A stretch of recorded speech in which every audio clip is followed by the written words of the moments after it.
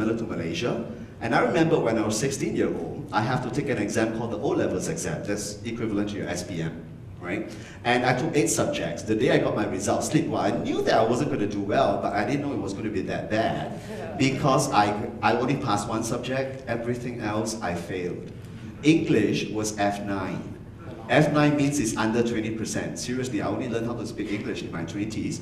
And as I was holding on to the result slip and walking back home, I got really worried because I'm the only son at home and the elder son at home.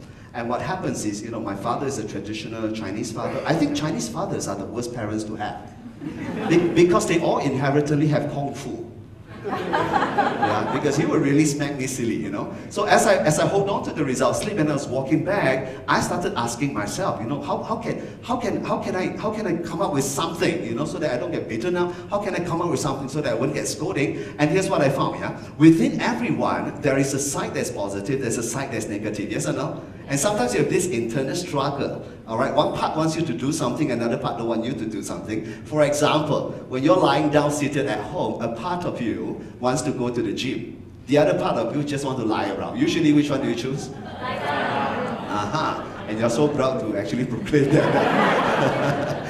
All right, so as I was walking back, and here's what I found. If you're sick, you will find. If you're looking for positiveness in any situation, you will always be able to find it. And here's what I found. My father also don't know English. Yeah. And I had it all figured out. I mean, just in case he asked, how come there's so many F? Well, F represents fantastic. E is for excellent. And D is distinction, and I don't need to think beyond that because the rest is just bad. You know, it's just all E and F and D. You know, that's all I got. All right. So when I go back, having been all prepared, because you know, if you do not invest time to prepare, you will waste time to repair. So I'm all prepared for him, but he didn't ask. He just looked at me and said, "Well, how was it?" I said, "Well, it's not bad. Just sign here," and then he signed it, and I thought I got away with it until my uncle came 2 hours later. Here's one uncle I never liked. And I think he never liked me. It's just a chemistry thingy. He came to check results because in the whole family, he's the most highest educated person. He's got a diploma in mechanical engineering. Now you can see the highest educated person in my family is diploma.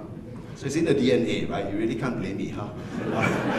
So when he came, I knew I was in trouble, and I got 2 hours of verbal bashing from him. And you know, he just kept yelling, he just kept shouting, and I don't even remember what he said except 2 words because he kept repeating them. You stupid, you idiot, you stupid. You know, from that day on, I actually vowed to myself, you know, I don't want to see his face again. You know, there's certain people whereby I could be happily playing with my cousin. All it took was my uncle to appear. Even without saying anything, my mood is just gone. Do you know of anybody like that? Some of you are like that in the company as your managers to people. If you have that kind of effect on your people, you want to think again, all right? It's leadership skills that you need then, yeah? So from that day onwards, whenever there's a family occasion, whether it's my auntie getting married, my cousin celebrating birthday, my grandma's dogs give birth to kittens, you know, yeah, my grandma's dog and next door's cat very friendly. Hence, I'm not surprising they produce kittens.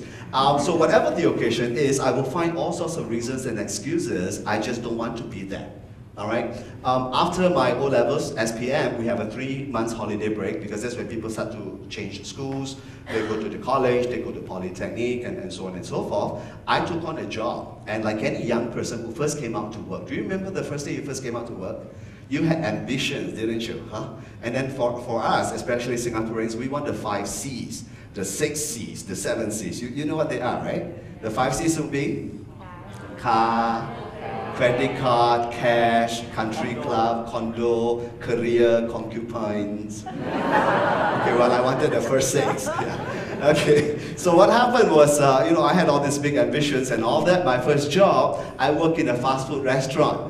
If you know how the fast food restaurant operate, you know, people are on rotation. Some days you'll be at the cashier, next day you'll be doing hamburger, next day you're doing fries. That's when I discovered, actually, I'm not stupid. I can be good when I want to because, as far as my manager is concerned in the restaurant, I was permanently at the fries. For some strange reasons, I make very good fries. I don't know how that works. It's a franchise system, you just have to follow instructions. But for some reasons, I make very good fries. And that's when I feel that, you know, actually I can be good if I wanted to. 3 weeks later, received my first paycheck. When I look at the paycheck, I don't think I can be successful. How do you buy car with this, you know? How do you get extra money out of this, yeah? And because of that, I thought, you know, that's not going to give me a future. I started flipping the newspaper to look for jobs that are more promising, companies that are more promising. The problem was, they all have minimum criteria, minimum requirements. You're supposed